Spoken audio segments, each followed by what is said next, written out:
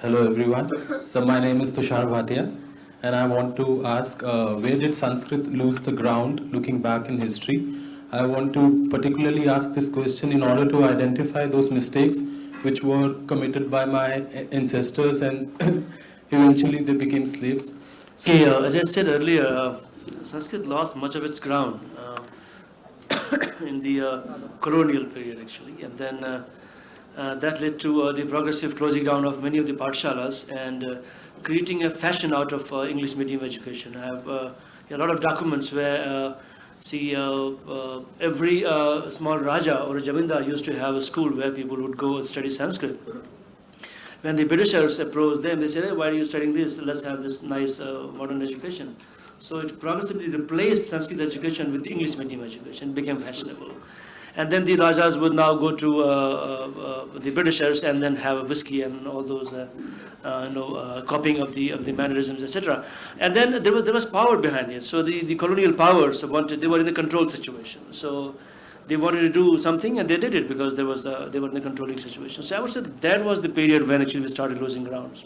So they would also play polo with them, and they would get this 21-gun salute, and then their son would go and in Cambridge and have a good time. Yeah. Recently, I was in Jodhpur, and then the Jodhpur, the Umaid Singh Palace. I was reading one of the incidents.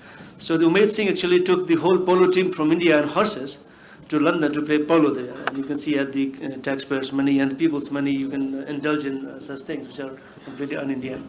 So we kind of delighted ourselves in being in the company of the Westerners.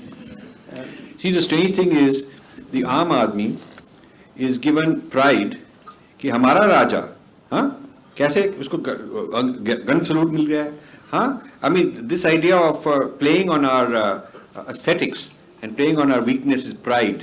Same thing is game going on now कि आपकी रामायण हम TV में लगाकर उसका ये हम cartoon बनाकर we are going to send it all over the world. It will be the best cartoon of the year. Oscar भी मिल जाएगा. Most Indians feel very proud because there's so much self-esteem lacking, so much inferiority complex. कोई भी हमको थोड़ी सी इज्जत दे, चाहे वो थप्पड़ मार के इज्जत दे, will be very proud.